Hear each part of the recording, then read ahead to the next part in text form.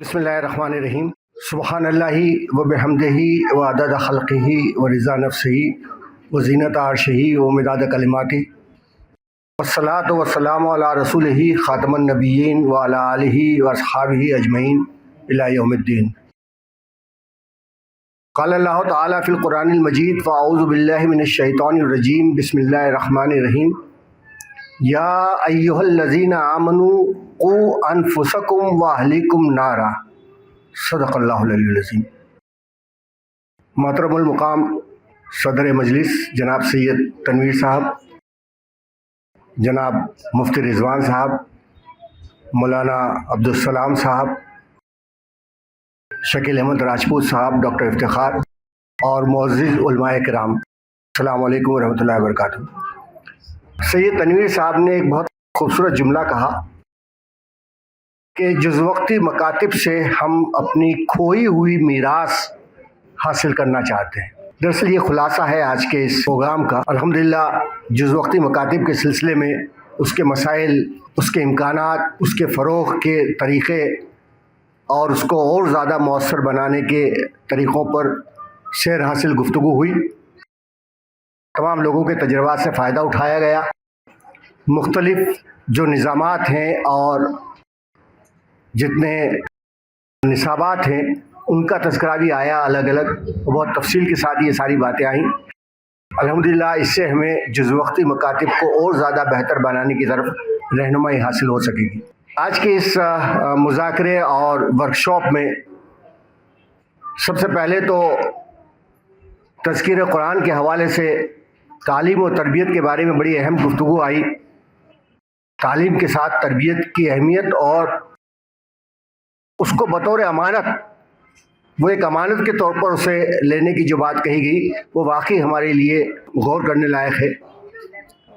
फिर उसके बाद हमारे डॉक्टर इफ्तिखार साहब ने बहुत अच्छी बात ये कही कि अंग्रेज़ों के दौरे ग़ुलामी में उन्होंने जो एक शख्सी आज़ादी दे रखी थी अपने मज़हब की, उस पर तो उसका फ़ायदा उठाते हुए हमारे उलमाए किराम ने मदारिस व मकातिब का एक जाल पूरे मुल्क में बिछा दिया और उसी मदारिस व मकातिब के जाल की बरकत थी कि आज मुसलमान अपने दीन के साथ इतने मजबूती के साथ जुड़े हुए यहाँ मौजूद नज़र आते हैं।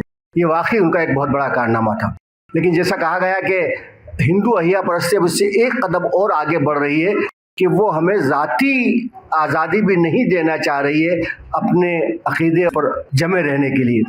तो इस वक्त हमारे इस जुज़वक्ती मकातिब और मदारिस की अहमियत और ज़्यादा बढ़ जाती है कि हमें अब जो है इस चैलेंज का मुकाबला भी करना है। हमारे मुफ्ती रिज़वान साहब ने एक बड़ी अहम बात कही। असल मसला निसाब की तब्दीली का नहीं है, मगर वो उलमाए किराम, वो मुदर्रिसीन हमारे जो मकातिब चला रहे हैं, उनकी इस्तिक़ामत, उनका कमिटमेंट, उनका डेडिकेशन, ये बहुत ज़्यादा अहम और उसका रोल अदा करते हैं। उन्होंने बताया कि किस तरह से शख्स 40-40 साल तक 6x4 के हुजरे में फैमिली के साथ रहता है और ये काम अंजाम देता है। यही लोग हैं जो इस काम को अंजाम दे सकते हैं। और अगर ये नहीं दिया गया तो जाहिर है कि वही जैसा उन्होंने मिसाल भी दी कि APJ अब्दुल कलाम और हिदायतुल्लाह जैसे लोग जो है आ जाएंगे कि नाम हिदायतुल्लाह लेकिन अपने आप को आग के हवाले कर देने के लिए तैयार हूँ। एक और बात जो उन्होंने कही, सैयद तनवीर साहब ने भी उसकी तरफ इशारा किया कि सहाबा किराम की बातें, उन्हें रोल मॉडल के तौर पर सामने रखने की बात ये बड़ी अहम है, क्योंकि हमारे पास अब रोल मॉडल रहे ही नहीं है। रोल मॉडल सहाबा किराम या औलिया किराम या बुजुर्गान दीन या हमारे असलाफ के सिलसिले में हमारे पास रहने चाहिए। हम अगर अपने बच्चों से, क्या पेरेंट्स से भी पूछें कि आप किस सहाबी के साथ अपने आप को रिलेट कर सकते हैं, अपने आप को कौन सा सहाबी है जो जिसके साथ आप जहनी आमादगी और जहनी वो महसूस करते हैं, तो बड़ी मुश्किल बात है कि मैं समझता हूँ कि सहाबा किराम के नाम तक कुछ लोग नहीं गिनवा सकते। तो बहरहाल ये बड़ी अच्छी बात आई। मौलाना अब्दुल सलाम साहब ने बहुत तफसील के साथ अपने उस निसाब का जिक्र किया और बड़ा, मैंने अभी बैठे बैठे ही उस एप्लीकेशन को डाउनलोड किया और देखा, बहुत तफसील के साथ सारी किताबें नर्सरी से लेकर और तालीम बालिगान तक وہ کتابیں ہیں اور بڑے اچھے ڈھنگ سے اس کا سلیبس اور نصاب تیار کیا گیا ہے. تو یہ واقعی بڑی عمدہ کاوش ہے. 20,000 سے زیادہ مکاتب اور یہ چلا رہے ہیں. ان سارے تجربات سے ہم لوگوں نے فائدہ حاصل کیا. سید تنویر صاحب نے بہت تفصیل کے ساتھ وہ تمام عملی گفتگو ہمارے سامنے رکھی. ایک بات جو بڑی اہم بات تھی وہ یہ کہ ہمیں اخلاق کو انٹرنلائز کرنا ہے, ہمیں اندر اتارنا ہے اس چیز کو. یہ بڑی بہت اہم چیز ہے جس کی طرف ہمیں توجہ کرنی چاہیے.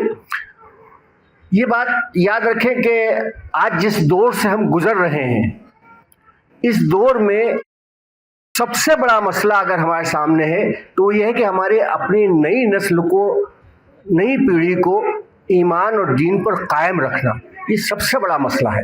اور یہ دینی مکاتب ہی ہیں جو اس مسئلے کا واحد حل, یعنی نجات کی واحد راہ جو ہے, یہ دینی مکاتب ہیں جو ہماری اس نئی نسل کو دین و ایمان کے ساتھ جوڑے رکھ سکتے ہیں. ان مکاتب پر ہمیں فخر بھی ہے, یہ ہمارے لیے واقعی فخریہ مقام ہے. وہی ہماری راہ نجات بھی ہے اور وہی جو ہے لمحہ فکریہ بھی ہے کہ ہم دیکھیں کہ ہماری یہ مکاتب اس مقصد کو پورا کرنے میں کتنے معاون ثابت ہو رہے ہیں. تقریباً 96% ہمارے بچے یا تو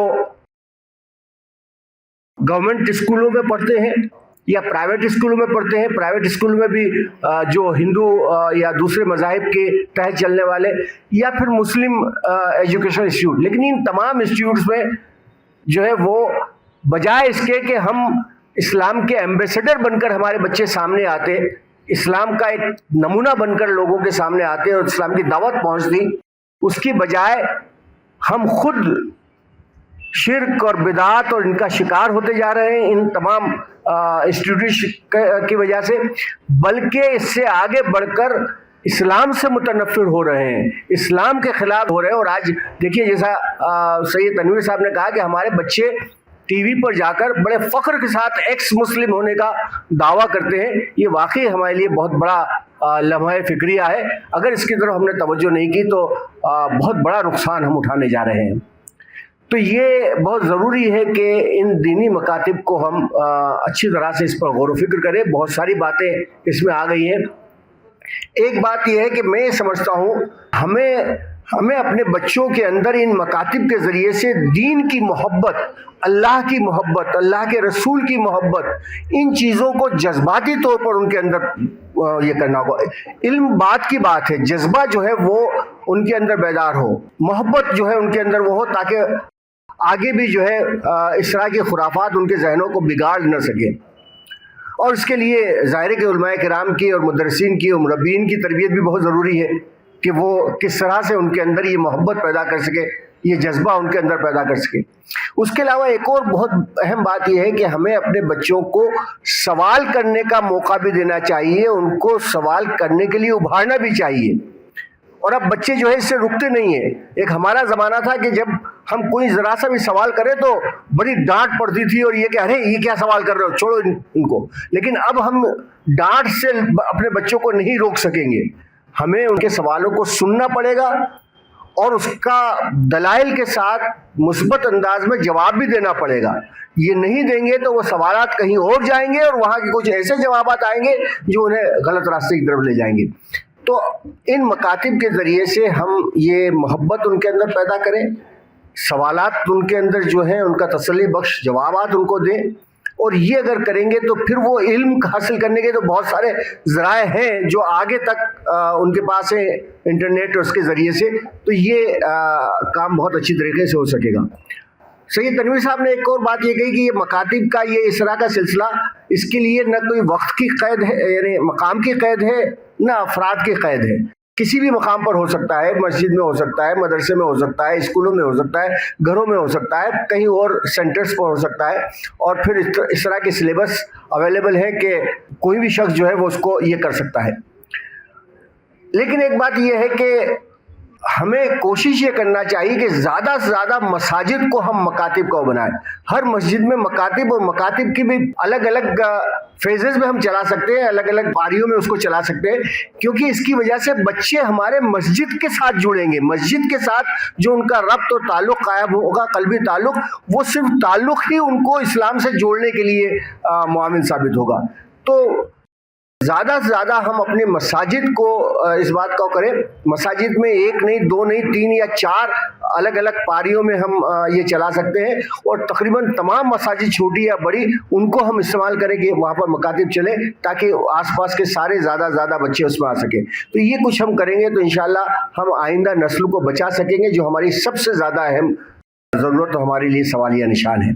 تو اللہ تعالیٰ سے دعا ہے کہ آج جو کچھ ہم نے اس ورکشاپ میں اور مذاکرے میں جو کچھ باتیں ہم نے سنی، جو کہیں، جو تمام باتیں سامنے آئیں، اس کے ذریعے سے ہمیں اپنے ان مکاتب کو اور اس سلسلے کو اور زیادہ مؤثر اور فائدہ مند بنانے کی ہمیں توفیق، طاقت اور صلاحیت عطا فرمائے۔